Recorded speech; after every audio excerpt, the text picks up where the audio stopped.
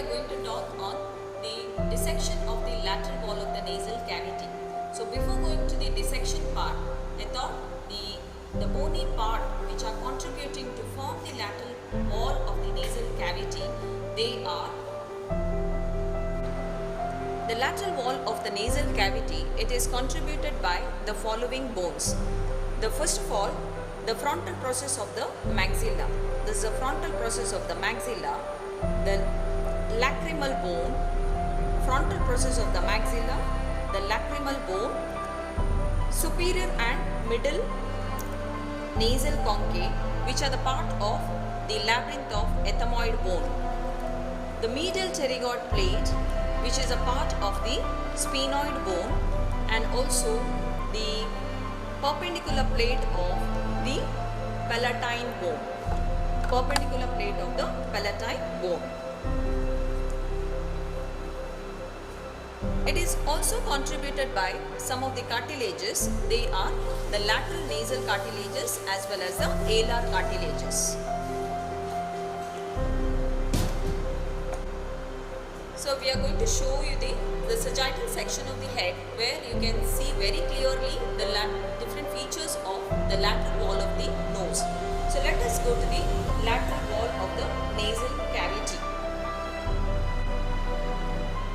The bony wall, which is covered by the mucous membrane and projects medially and curved by the plate of three nasal concave.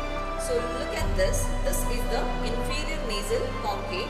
This is the middle nasal concave, and this is the superior nasal concave. Now the inferior nasal concave, just beneath the inferior nasal concave, you can see the space which is called as the inferior nasal meatus. Just beneath the middle nasal concave, this space is called as the middle meatus. Just beneath the superior nasal concave, this is called as the superior nasal meatus. So here superior meatus, middle meatus, inferior meatus.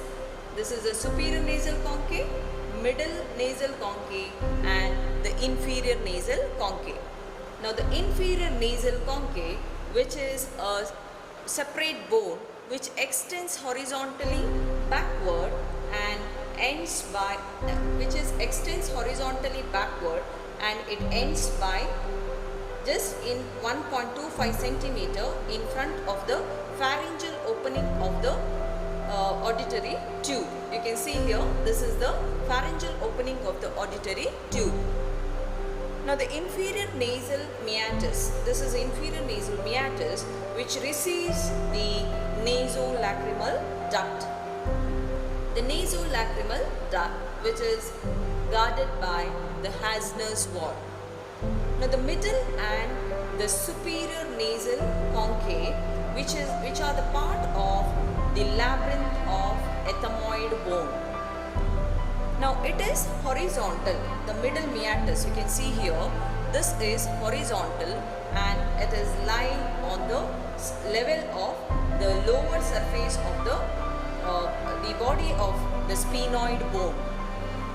Now just beneath the middle nasal concave, this space is called as the middle meatus. Now here you can see the projection which is called as the bulla ethmoidalis. Now this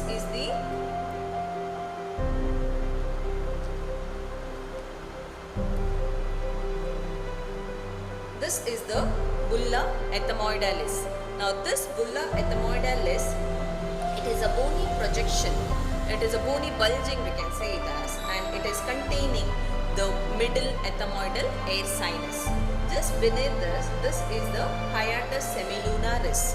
The hiatus semilunaris, it is a concentric space between the bulla above and the uncinate process of the ethmoid bone below and front. The floor of the hiatus semilunaris, it receives the opening of the maxillary sinus below the bullae. So this is the hiatus semilunaris. The mucus diverticulum, which is extends here, that is the ethmoidal infundibulum, extends upward. The mucus diverticulum, which is extends the mucus diverticulum, which is of the ethmoidal infundibulum. It is a diverticulum which is extends upward from the anterior part through the ethmoid labyrinth. Now the wall of the infundibulum, it receives the anterior ethmoidal sinus and the frontal sinus. Here the frontal sinus, so it receives the frontal sinus and the anterior ethmoidal sinus. So altogether the middle meatus, which receives the maxillary sinus, frontal sinus, anterior and middle ethmoidal sinus. Now the lateral wall of the bulla ethmoidalis, it receives the maxillary sinus. Okay. The middle meatus is continuous with the depression which is known as, this is the atrium, and it is lined by the mucus ridge which is called as the agar nasi. Now the superior nasal concave. This is a superior nasal concave. So just beneath the superior nasal concave, you have this space is called as a superior meatus.